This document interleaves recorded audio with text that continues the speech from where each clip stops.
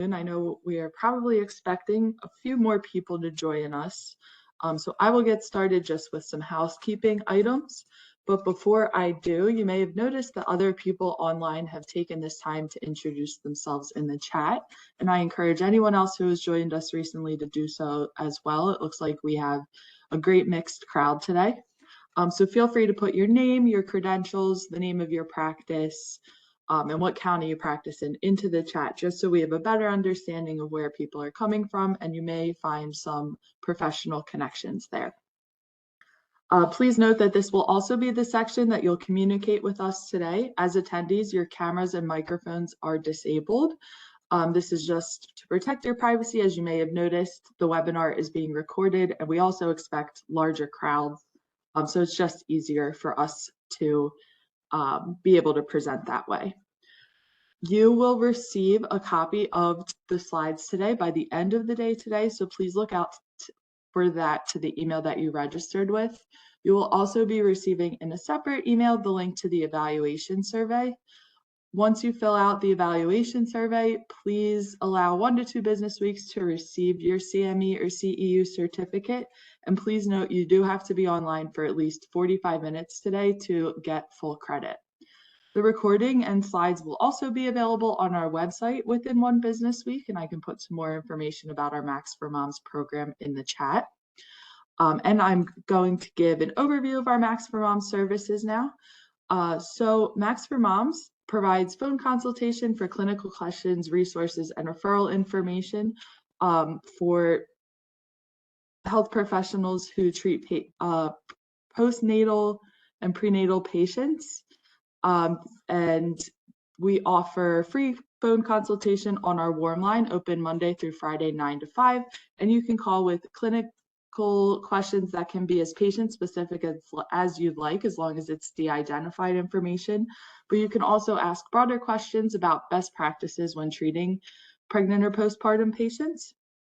We also offer training opportunities similar to today's webinar. They are usually around the lunch break to accommodate busy schedules, but we also offer teleecho clinics, which happen the second Tuesday at 8 a.m. of every month, and that's a time for other maternal health providers to come together, and it's a pretty collaborative learning experience. So someone from the community brings a case from their own patient load, and they present on what they're struggling with that patient. Once again, all de-identified information. And it's a really great opportunity to get feedback and kind of run ideas off of other professionals, as well as our expert consultant panel who would be online. And that's accompanied by a didactic presentation from one of our consultants as well. Today's presenter is a part of that, so definitely a great resource to run by. And we also offer technical assistance to practices implementing or expanding office-based addiction treatment services. And that can be anything as simple as logistics and finding office spaces or opening your own practice, to as broad as just helping you set standards for that office and making sure that everyone is on the same page when treating patients with substance use disorders. I am now going to give an overview of our presenter. Dr. Christopher Welsh is our presenter today. He is also the director of our Max for Moms program and the medical director of the UMMC Substance Abuse Consultation Service and the medical director of the UMMC Outpatient Addiction Treatment Services and the medical director of the Maryland Center of Excellence on Gambling. Dr. Welsh's clinical interests include expanding treatment for opioid use disorders and also for assisting prenatal and postnatal patients. So Dr. Welsh is one of our expert consultants who is an example of someone that you would be connected with if you called our warm line or attended our echoes or even have questions today. So I will turn it over to Dr. Welsh in 1 second, but I do encourage you to put questions throughout today's webinar into the chat, and I'll be sure to relay them to Dr. Welsh in between slides. But other than that, Dr. Welsh, the floor is yours. Thanks so much for presenting today. So are you seeing the normal presentation? Okay. Yeah, it looks great. Okay, well, welcome everyone. Glad there seems to be a lot of interest in this. So yeah, so like you heard, it's the we have the broader MAC. So if some of you also work outside of the field of like maternal health, we have like regular MACs, and then we have MACs for moms. And we have, as Bridget said, we have the echoes for the MACs for moms. We also have a more of a primary care focused echo. And if anyone here works in an OTP, we also have an echo for OTP providers. So again, it really a lot of people find that really useful, having that kind of community to get together once a month and discuss cases and all. So, does anyone have any disclosures? So just a little bit of background of why this is such an important topic. And here just a few kind of highlights. Pregnant women with psychiatric illness have higher rates of adverse pregnancy outcomes. This one was just in, and there's even been more about this, but just the CDC put out last fall that mental health conditions account for, almost a quarter of pregnancy-related deaths in the U.S., which, thinking about, so that's really just suicides, overdoses, and other substance-related things, but mostly suicides and overdoses. So fetus and children exposed to peripartum depression have higher cortisol levels, we'll talk more about. And untreated antepartum depression is one of the strongest predictors of postpartum depression. So just some highlights to think about. So here they mentioned mental health conditions.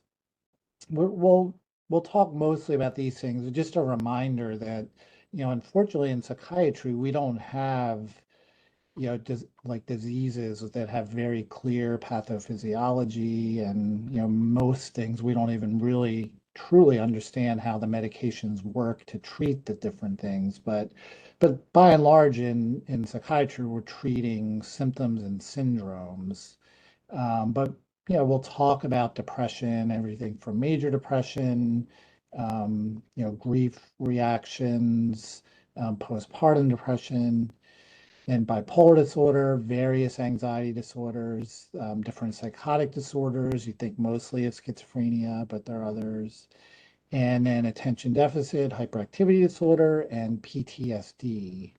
PTSD used to be grouped in with other anxiety disorders, but in DSM-5, it's separate. And there's a whole area just on trauma disorders. And at the end, we'll talk a little bit about insomnia, which isn't any one of these disorders, but something we see a lot. So we'll talk about the treatment. Just a little bit more. Again, this audience is pretty mixed, but I'm guessing most are familiar with these kind of numbers. But again, just to highlight how much, 1 in 5 women with some sort of, postpartum depression, less than 50% of women who have that get treatment for it. 1 in 7 experience depression during pregnancy at some point. Up to 50% of women living in poverty will suffer from maternal mental health disorder of some sort. And not just the moms, families are affected. Over here, 1 in 10 dads experience a perinatal mental health disorder following the birth of the child. So again, just really highlighting that this is a large issue, and it affects a lot of people, not even just the pregnant person. We'll talk about treatments and kind of the debate over using medications and which ones, but really to highlight the risks of untreated psychiatric illness during pregnancy. So see a lot of increased unhealthy behaviors, changes in sleep, eating activity, more substance use if those underlying disorders aren't treated, more potential for dangerous or other suicidal behavior, more risk for preterm birth. We'll talk more about that. Low birth weight, higher levels of cortisol. You mentioned some of that, but again, that very important. And higher risk of postpartum depression, psychosis, which may lead to other effects even with the baby that we'll talk about. we'll focus a lot on depression because it's so common. Again, I'm sure speaking to the choir, but just to remind people that there are a lot of risk factors for perinatal depression. Certainly a history of depression, but even a family history of depression is a risk factor. But then all these other things that are less, you know, necessarily related, but even smoking, having lack of social support, poor relationships. If it was an unintended pregnancy, that raises a risk, pregnancy complications. So it's a lot of things to be keeping in mind as we discuss this. With postpartum depression, some of the effects both on mom, but also on the baby. So you see increased infantile colic, impaired maternal-infant bonding, less adequate infant safety. And again, much of this is just higher chances, and especially if it's untreated postpartum depression. Less healthy child development practices. Some studies showing negative impact on the infant development as far as things like IQ, language and behavior. Suicide, again, we kind of started with that, but a high risk there, and then even, in infanticide. So again, some significant negative outcomes if it's not identified and treated. We won't spend a lot of time on this, but just growing evidence of the impact of stress and how it's related to depression, but stress and stress hormones, how they affect both mom and the fetus. So this is just, again, I don't want to spend a lot of time on this, but important that, we're just learning so much more about, different stress hormones and how they impact, really from early on in the pregnancy. And again, it really makes it hard to, we'll talk about, kind of sort through sometimes, and the pros and cons of treatment versus having all this going on if you don't treat the depression. Other issues just to keep in mind, and again, we won't spend a lot of time on this, but just reminder of how early, especially the CNS starts developing in pregnancy, and how a lot of times things are going on before the person even knows that they're pregnant, and how that affects, obviously CNS, but then as we go through, and this obviously, as we talk about teratogenicity and other concerns with using medications, just to keep in mind that a lot of this is starting early, and especially happening, in this first trimester here. And obviously significant because, in developed countries, about 45% of pregnancies are unplanned, and about 75% of adolescent pregnancies. So again, a lot of these, the person not even planning often doesn't know for a while that they're pregnant. So that can have an impact as well. So talking about screening for psychiatric disorders, I just put a few of the major recommendations from big groups. So U.S. Preventive Service Task Force in 2016 recommended screening for depression, including perinatal depression.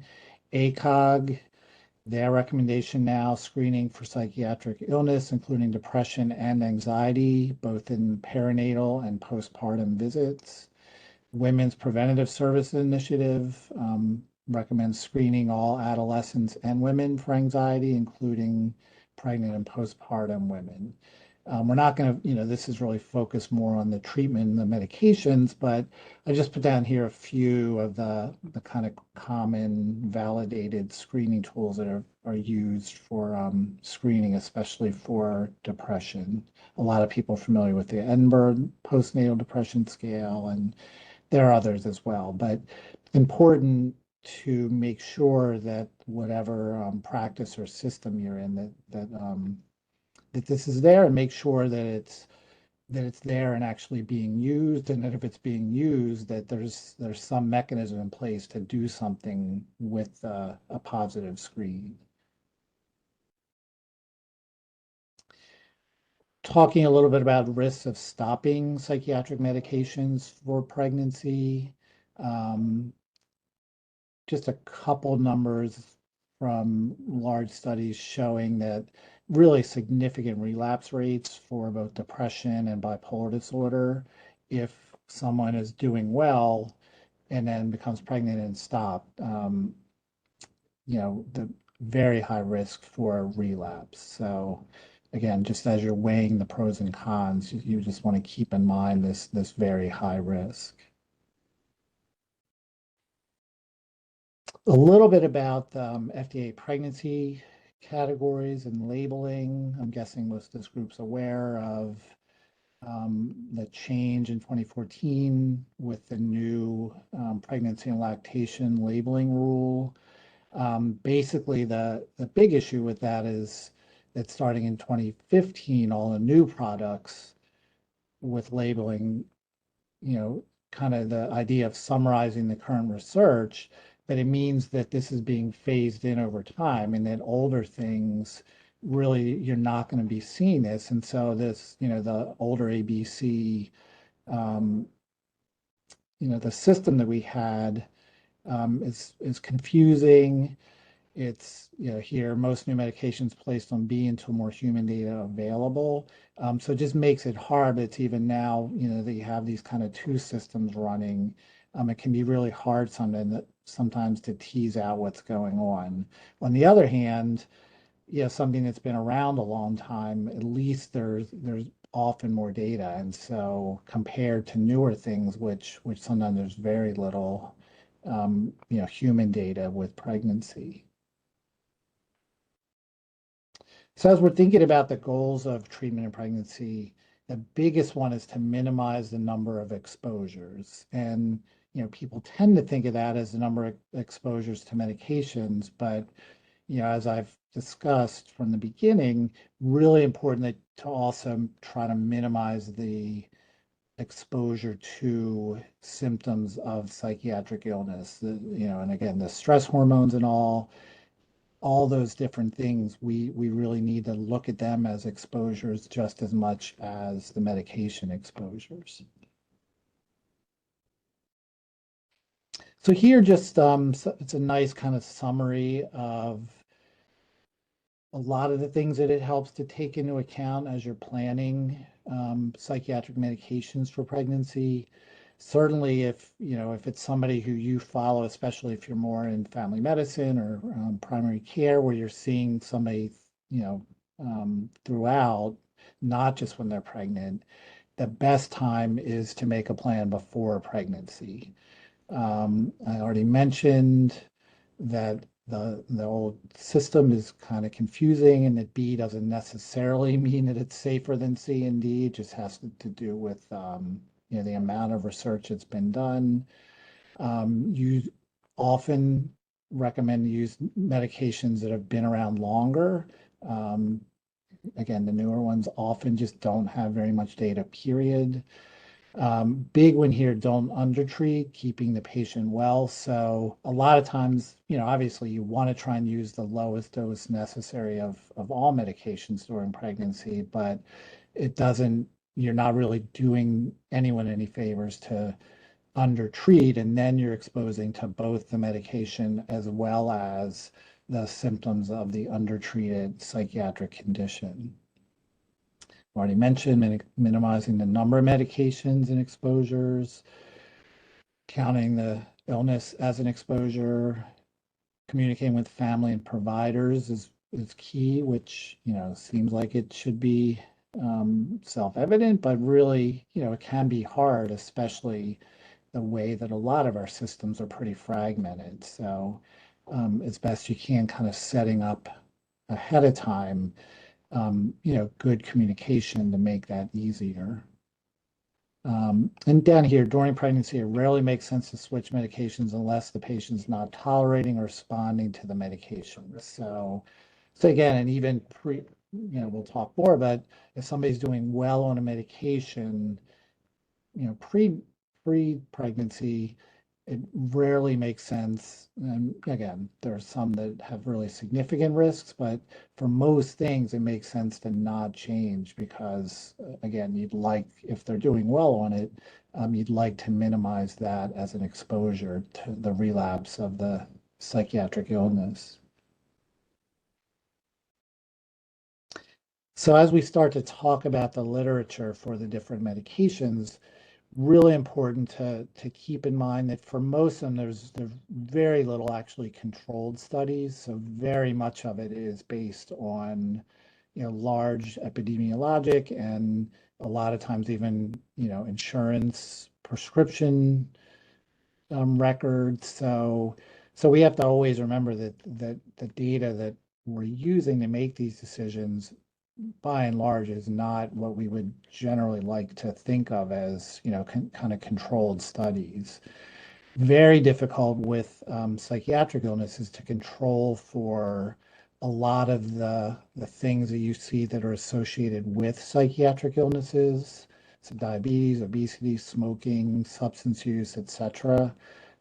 So again, it's a lot of confounding with the data that we have. A lot of studies don't control for active illness, so they look at somebody with a history of whatever it is.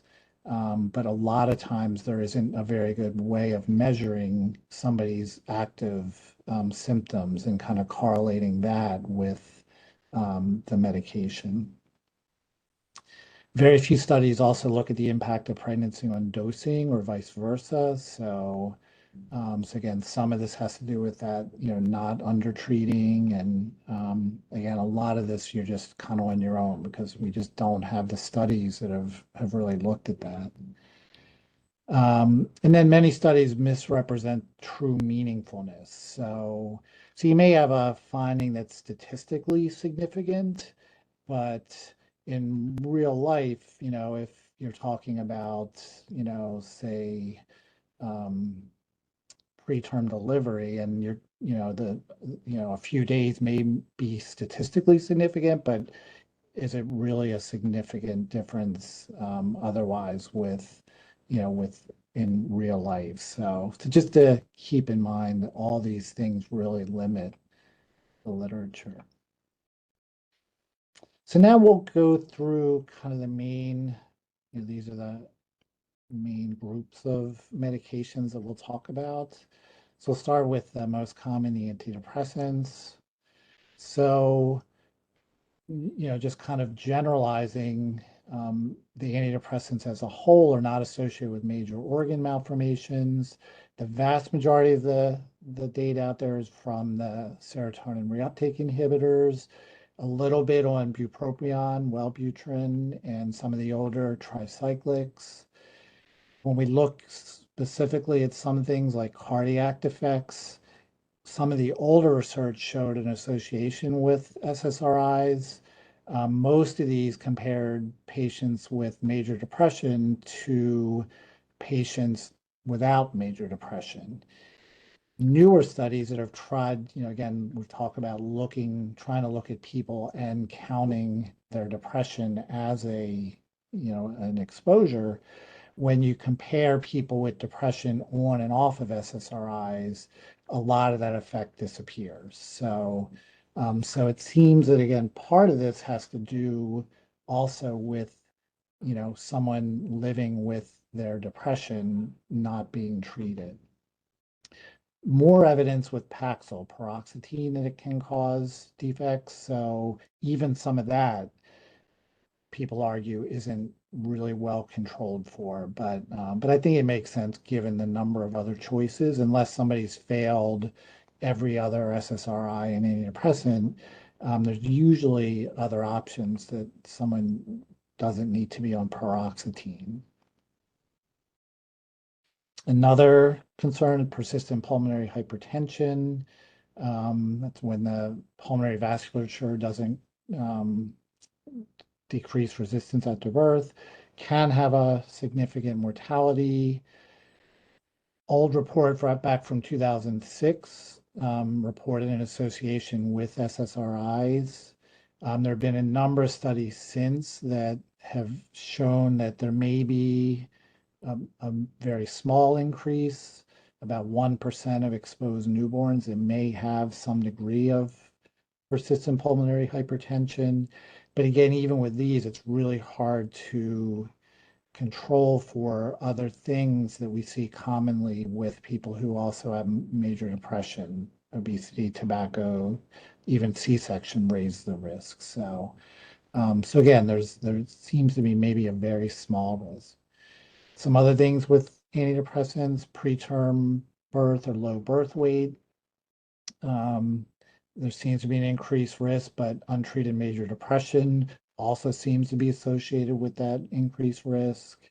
Spontaneous abortion, modest increased risk, but again, most of the literature on this is just very poor control for the effects of psychiatric illness and other, poverty, other things with that. And then there's concern about autism. Again, when you control for the presence of psychiatric illness, doesn't seem to be an increased risk. So here's a nice table that kind of shows like cardiac, preterm, the PPH, the autism. And, if you look at unadjusted, where you're not controlling for the psychiatric illness, all of these show that SSRIs are higher. But here, where you adjust, you see there's still with preterm and PPH, there's some statistical significance. And again, very limited research, but when you actually look at the severity of the illness and other confounders, everything washes out except with preterm birth, there's still, some significance. So again, not saying that there isn't any risk and, you're always weighing the risks and benefits, but by and large, it appears that much of the risk has to do with the untreated underlying illness as well. And so not treating it is putting the person at just as much risk as treating it. Another thing that you hear about is this poor neonatal adaptation syndrome, kind of a very poorly defined, and you see kind of across here the symptoms kind of all over the place. But when this is discussed, most people talk about being mostly mild and self-limited, with babies about a third exposed to antidepressants have some mild symptoms. It's really not clear what this is all about. Even back in the 70s, where we only had the tricyclics, MAOIs, people would talk about it as possibly being a withdrawal syndrome from the antidepressants. In 2004, the FDA kind of labeled as a class, the SSRIs and the SNRIs. That's like Effexor, that also affects serotonin. That especially with third trimester exposure, that it might raise the risk of a newborn having this. So again, it's a not very clear association, but again, something to be aware of. But again, usually mild and self-limited. So now we'll just talk about some of the other treatments for depression, other than the kind of standard SSRIs and bupropion. So ketamine, if people aren't aware, that's FDA approved for treatment-resistant depression. Very little data on use in pregnancy. Some animal studies, there's some evidence of neurotoxicity, but then there are also some conflicting animal studies that show that ketamine, actually some of its activity at the glutamate receptors may offer some neuroprotection.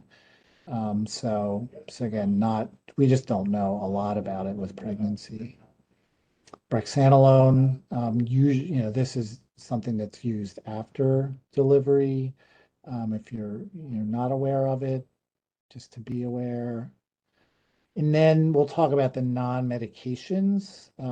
So ECT, electroconvulsive therapy, generally used for more severe refractory depression, um, where it's been looked at in pregnancy, no significant differences in preterm labor or miscarriage, not teratogenic. Usually the medications used in the anesthesia, like succinylcholine, are not teratogenic. Um, and down here, both the American Psychiatric Association and ACOG have both said that ECT really should be considered as a safe and effective treatment option for refractory, life-threatening depression. It seems to actually have a kind of unique effectiveness for people when they're acutely suicidal, when somebody's catatonic, when they're literally just not moving, not eating. It seems to help with those even more. So again, if you're faced with that, I think people don't think about it for pregnancy, but ECT is definitely an option. If you've not heard of some of these other things, TMS, transcranial magnetic stimulation. So that was approved back in 2008 for treating depression.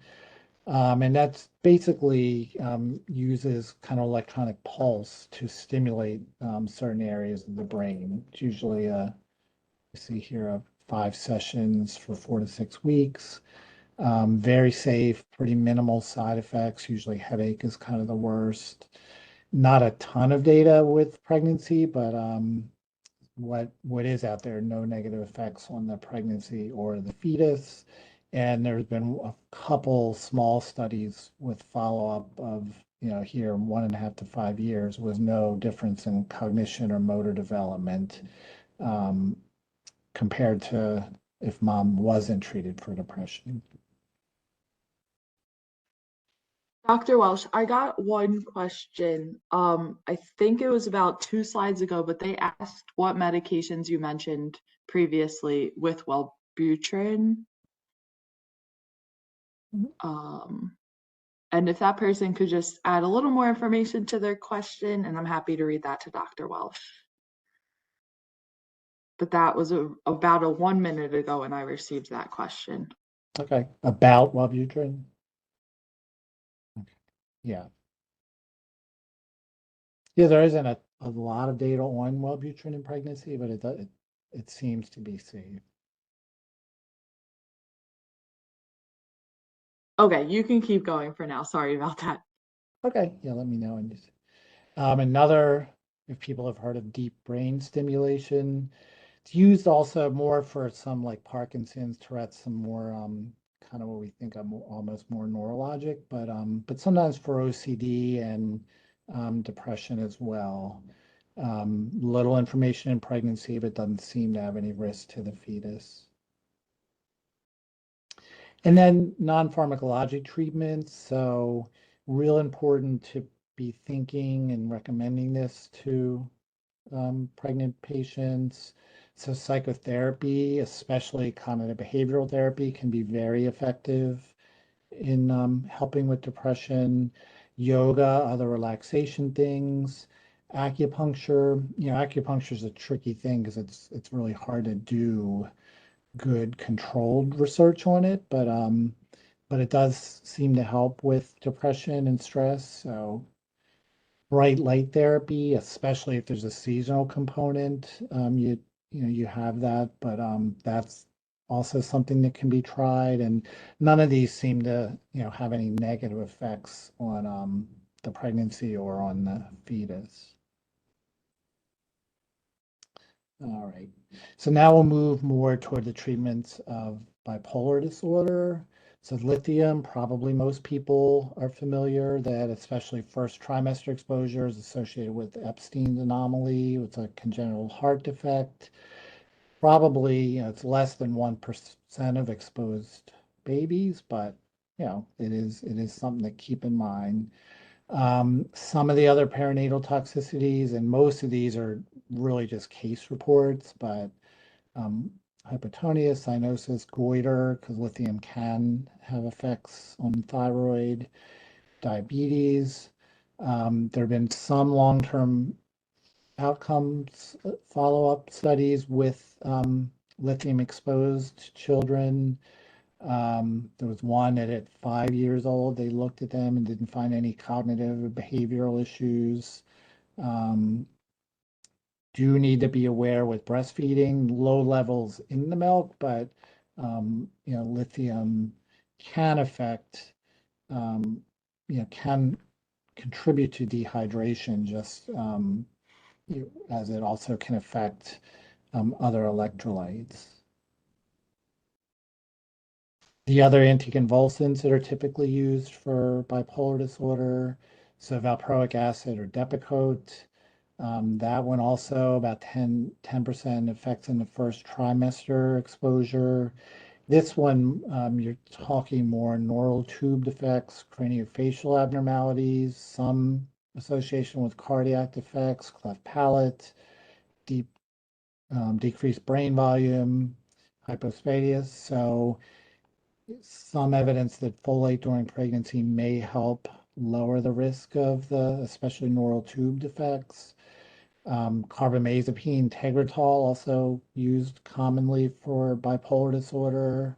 Again, the neural tube defects, also spina bifida, more common with carbamazepine, other facial abnormalities, skeletal abnormalities, and some association with neonatal hemorrhage.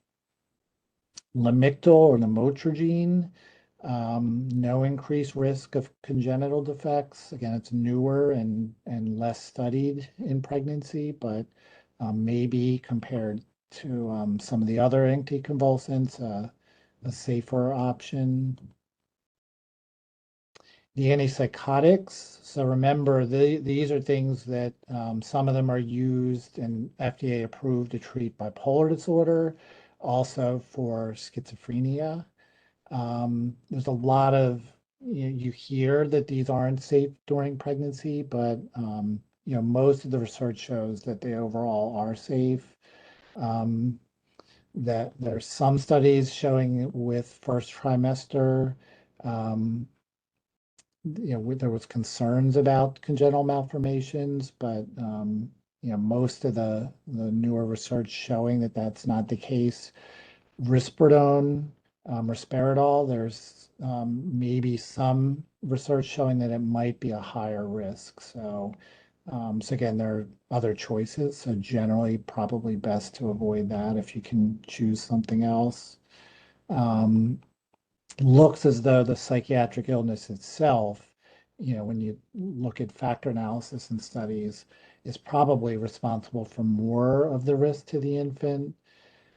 Looking at placental transfer, it seems to be lower with quetiapine, Seroquel, Risperdal, Haldol, haloperidol, and olanzapine, Zyprexa. So also might be a reason to pick one of these.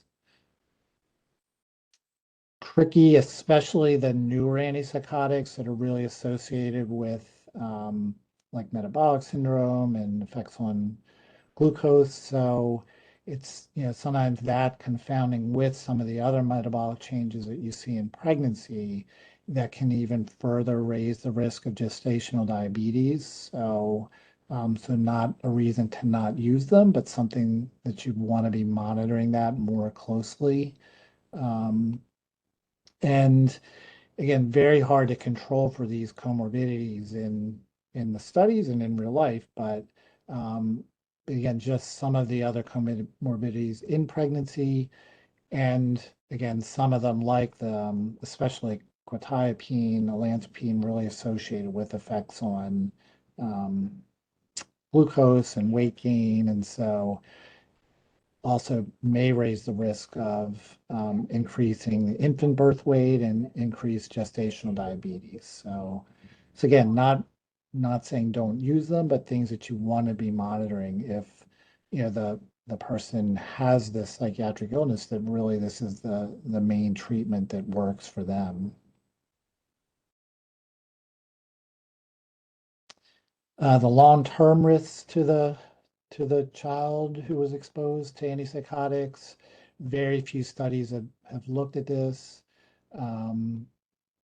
There, back in 2011, FDA put out this drug safety communication um, to watch for the potential risks for abnormal movements and withdrawal at birth. So just watching for this restlessness dystonia.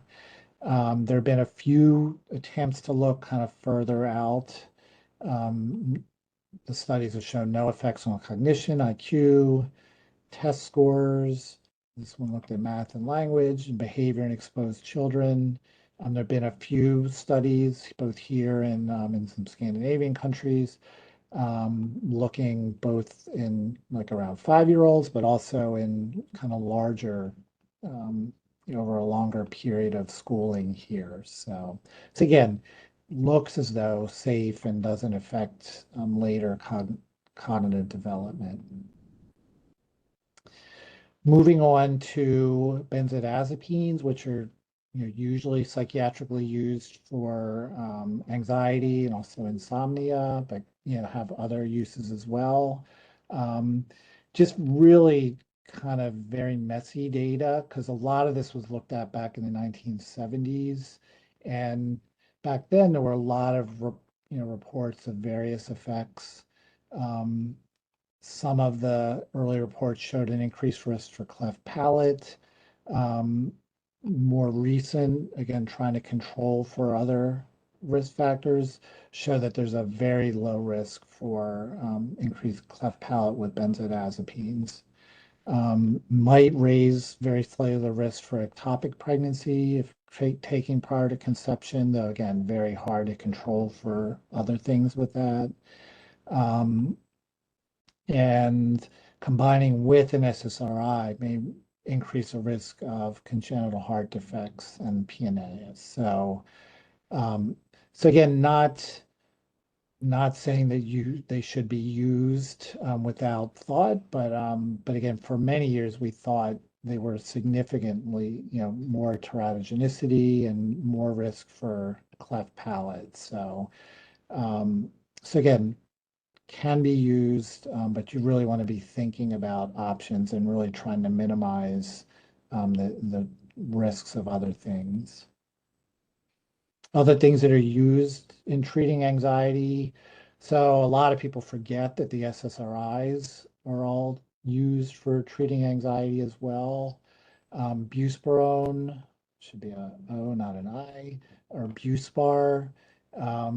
Very little evidence in humans in pregnancy, but does not appear at least in animal studies, to have any teratogenicity.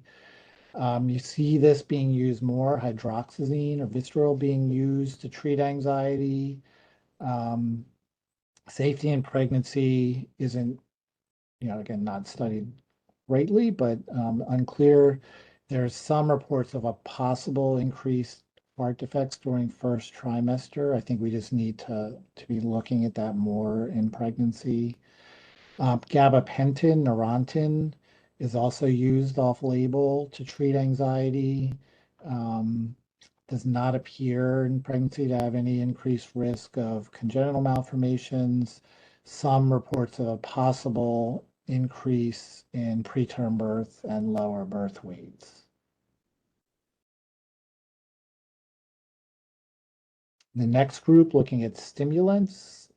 So the major ones are amphetamine, which is what Adderall is, or methylphenidate, which is Ritalin. Again, very little data with pregnancy, no evidence of increased organ malformation, might raise a risk of spontaneous abortion. Not clear because, also like things like cocaine that are also stimulants, you definitely can see that. So not clear if someone's taking, the appropriate doses, how much that risk is raised. But just very little as far as long-term effects on cognition behavior. And then again, really hard to sort out, the fact that, mom had ADHD likely raises the risk that the child could have ADHD. So again, really hard as you're trying to look at that as the child's developing, how much has to do with exposure to the stimulant in utero. Other things that are used for ADHD, so atomoxetine or Strattera is a non-stimulant treatment. Very little data in pregnancy, but doesn't seem to have any increase in birth defects. This one came out, I think it was last year. Viloxazine, Qelbree, again, very little data in human. There, one or two studies that show there may be some toxicity in animal studies. Clonidine is used more in children or adolescents, but used some in adults with ADHD as well. Just with that, you need to be careful with decreased heart rate in the fetus, but no evidence of teratogenicity. Guanfacine is also used to treat ADHD, but again, very little data but no evidence of teratogenicity. All right. And then lastly, I mentioned we would just talking, not necessarily psychiatric disorder, but just the sleep aids, which come up very commonly. So the Z drugs, the Zolpidem, Sonata, does not seem to have any increased congenital abnormalities. Possible, especially with Ambien, some association with a lower birth weight and preterm delivery, being small for gestational age. But again, much of that data are just, again, not very well controlled. Zaleplon, Sonata, just much less data. Lunesta, again, just not very well studied, does not appear to be teratogenetic. Benzodiazepines, there's some of them that are very short acting that are used more for sleep aids. Nothing unique about them. They're benzodiazepines, so the same kind of things that we discussed earlier for benzodiazepines for treating anxiety. Trazodone, pretty commonly used to treat insomnia. Limited data in pregnancy, but appears safe and not associated with any major abnormalities. And then if people are familiar with some of these newer things, and this is all, all new stuff, certainly since I went to med school, but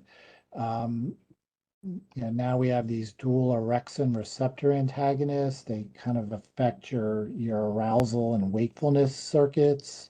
So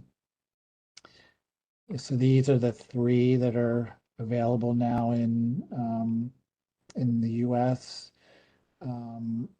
So they look, again, this orexin, which is involved with arousal, and you see here produced in hypothalamus, may be involved actually in fertility, and may actually be produced in the placenta. But their use in pregnancy is just not very well studied yet. And then we have these two, which are melatonin agonists, which again have very little research in humans, some negative effects in animal studies, and these actually may also lead to increased prolactin, just to be aware of. So.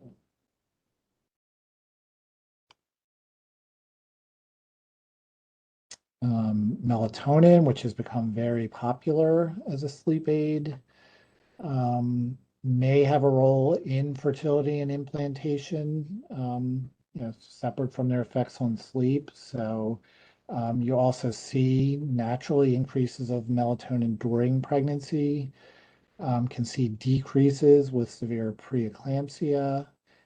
Melatonin is also produced by the placenta, so it seems like it may help establish circadian rhythm in the fetus. So it's tricky in the US because it's classified as a dietary supplement in the US, so it's not regulated by the FDA. So, there's always some chance when you're buying it that, it's what you're getting isn't what it says it is. But again, a lot more people using melatonin, and a lot of the benefits for sleep, but we see here that there are a lot of other effects that seem to have largely positive on the pregnancy. And then, a lot of times people, and we're not even going to go into cannabis and that, but other things that are used, like diphenhydramine, doxylamine, L-tryptophan, magnesium, valerian root, a lot of other kind of herbal things that are often touted as helping with insomnia during pregnancy. So just to be aware that a lot of your patients may be turning to some of these things.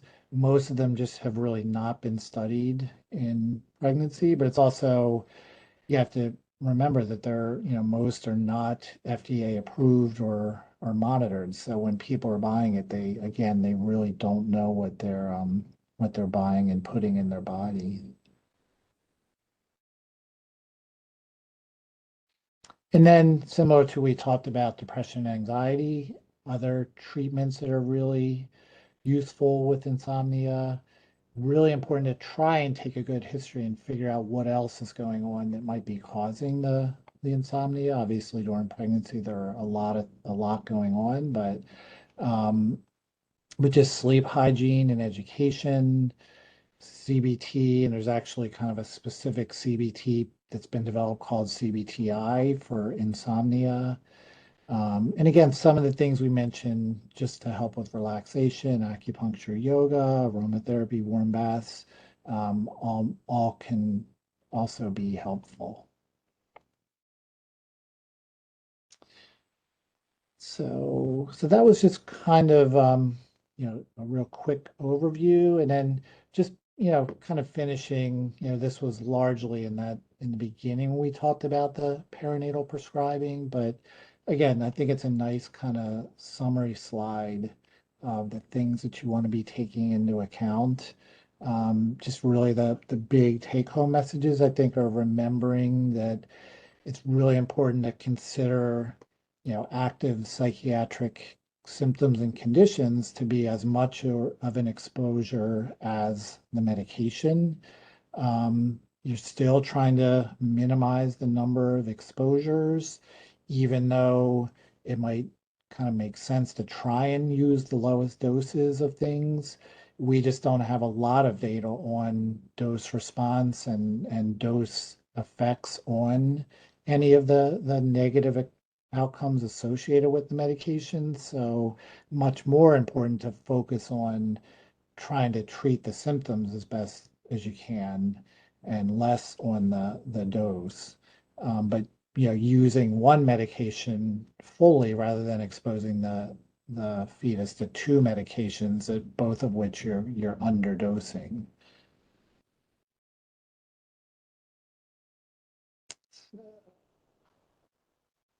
We have time for a few questions. Did you find the appropriate question? That person didn't really give any follow-up, but I let them know directly that they'll get a copy of the slides and our recording will be available. I think you just had listed a couple of medications when you were talking about Wellbutrin, and they were wondering what those were. But please take this time to enter any questions you have into the chat or the Q&A section for Dr. Welsh. I'm not seeing any right now. But I'll also put our Max for Moms contact information. So if you have questions about this topic or other maternal health topics and substance use disorder that come up in your practice later, you can call our warm line and be connected to Dr. Welsh or another one of our expert consultants. And if you treat more than just maternal patients, you can also call us about any substance use disorders at that same number. We have a large panel of expert consultants who can answer your questions. I'm still not seeing any other questions. If you don't have questions, please feel free to log off. Just look out for follow-up emails, but we will stick around for about 5 more minutes in case there are any questions. But thank you so much, Dr. Welsh. That was a great presentation, and we've received positive feedback already. Great. Well, thanks. Hopefully, yeah, it'd be nicer if we had more kind of black and white answers in this topic. I know it's frustrating and hard And it's unfortunately it's just hard to have a really well-informed discussion with a patient about the pros and cons because again, most of the literature is just it's just full of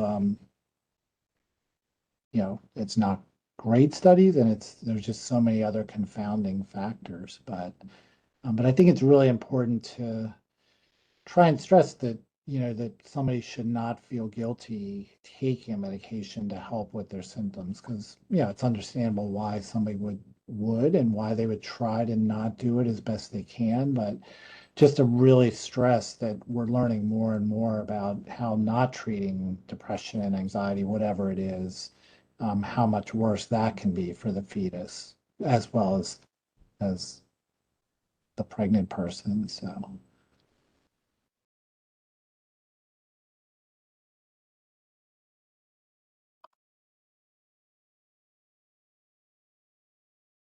This is a rare occasion of not having questions, but once again, please keep us in mind in the future if you do have them. Um, okay, someone asked, what about AELD medicating?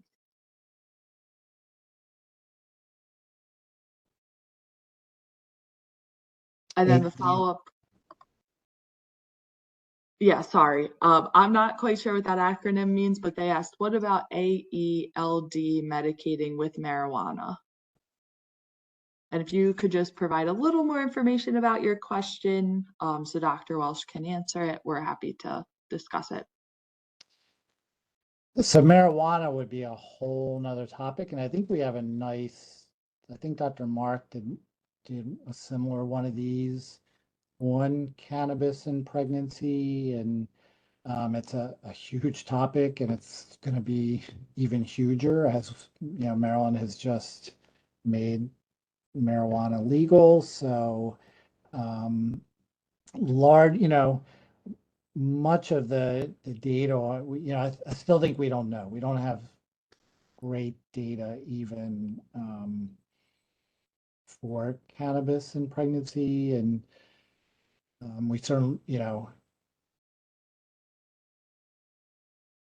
we don't have great data for cannabis with anything, but certainly in pregnancy, there's there may not be as it may not be as bad as everyone thinks.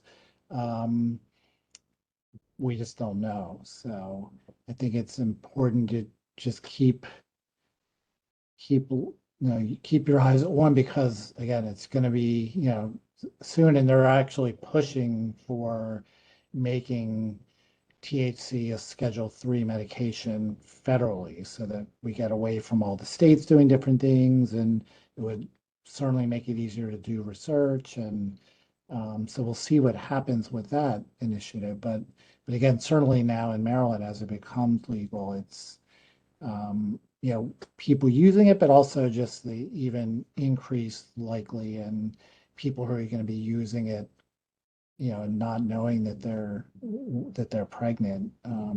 So, more just we need to really do much more research on that.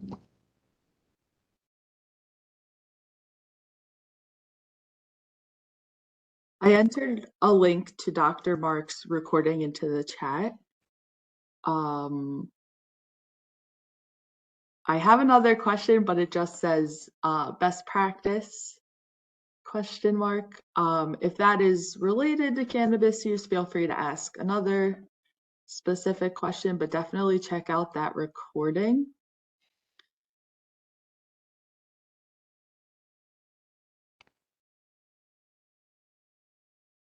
But I also know that some people were requesting a little more information about cannabis use in pregnancy. So I also put our warm line number into the chat if you would like to discuss that with Dr. Welsh one-on-one, have an open dialogue. Please call our warm line. We would also connect you to another one of our consultants. Yeah, we have an OB here at University of Maryland, Dr. Katie Mark, who's also with Max for Moms, and that's a big interest of hers, cannabis in pregnancy. So And I know someone else mentioned that they could not see that in the chat, so I can also follow up with that via email, and that's available on our website as well. And I'll post the link to that.